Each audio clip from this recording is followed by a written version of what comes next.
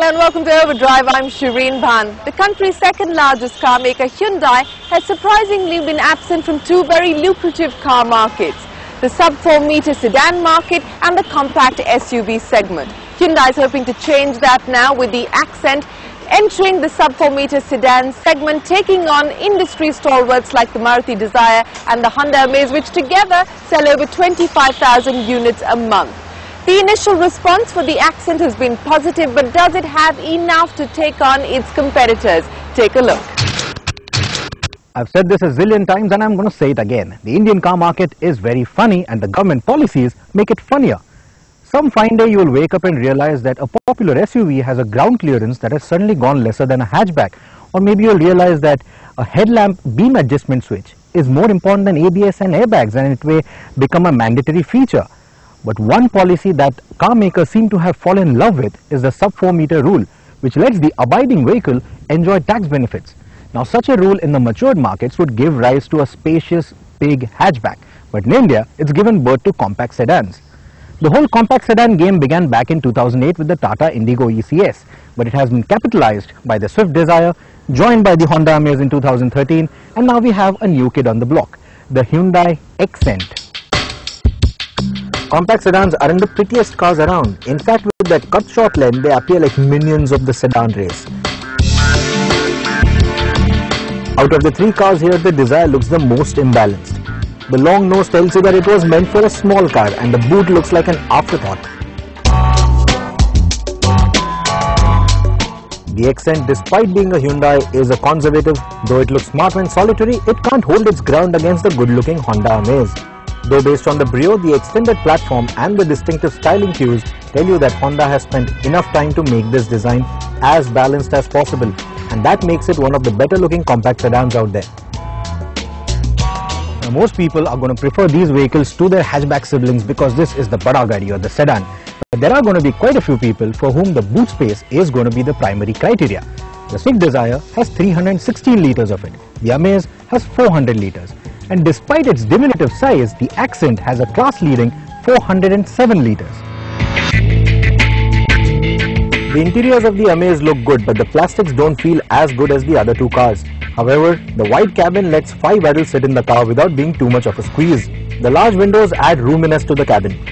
The Swift can seat 5 adults too, but the rear bench compromises on leg space. The interiors, however, are the best in class in terms of design and build.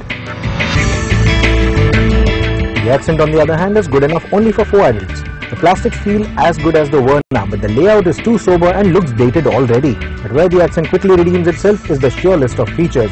The most notable for this class are the push-button starter, Bluetooth telephony, a climate control system with rear AC vents, and parking sensors with a reversing camera.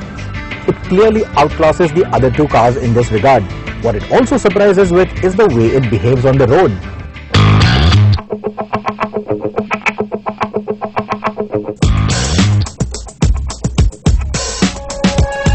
Now we have three different engine sizes here. The Xcent has the smallest engine. It's a 1.1 litre 3-cylinder engine that produces 72 PS of power and 180 Newton meters of torque. Now the most important thing here is this engine inside the cabin is not all that audible. You don't get that typical 3-cylinder burble or that diesel clatter inside the cabin. Outside it, of course, in the exteriors, you do hear that vehicle, you do hear that engine. In terms of power delivery, it gives you a very good low end and a very good mid-range. That makes it a very good city car. Add to it the steering wheel, which is very well weighted, and you have a very convenient car for city use. And speaking of city use, the next vehicle, that is the Swift Dzire, I think has the best steering setup out of these three vehicles. In terms of engine, it gets the 1.3 litre multi-jet Fiat sourced engine. It produces 75 PS of power and about 190 Newton meters of torque, which tells you that it doesn't get the variable geometry turbine. So it has the same problem that you face with the Swift. There's absolutely no low-end power. So when driving in city, you feel the need for better low-end, you feel the need for more power in the lower revs. About 2200 RPM though, you suddenly have that big surge of power and torque. So if you're out on the highway and if you want to pull overtakes, I think the Swift has a very good engine out there. But then when you move to the Amaze, that is where the numbers just climb. You have a 1.5 litre engine that produces 100 PS of power and 200 Newton meters of torque. Now that certainly is the biggest engine out of the lot, but then all that power and torque has been designed to be used for better fuel economy and not outright sprightly performance.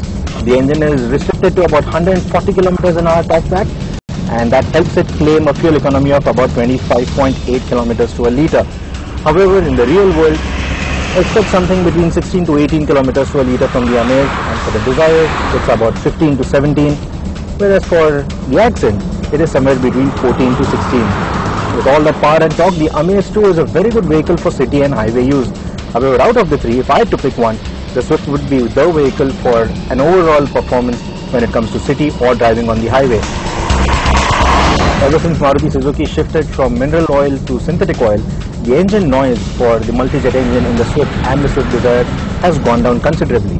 Speaking of engine noise, the Amaze, which is the most powerful engine of the lot, is also the noisiest of the lot.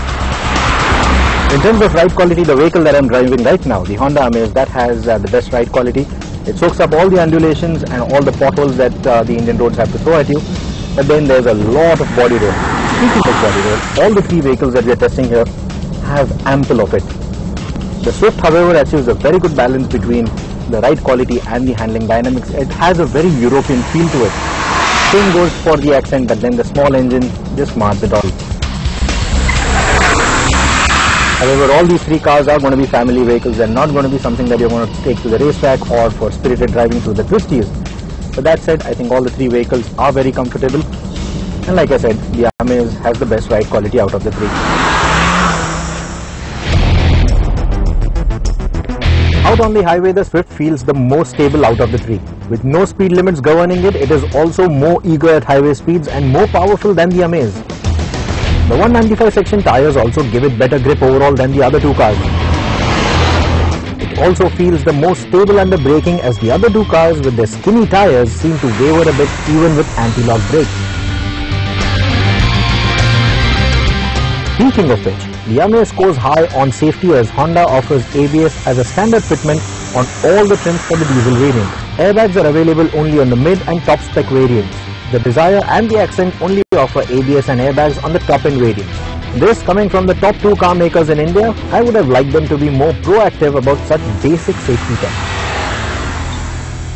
Let's sum it up then.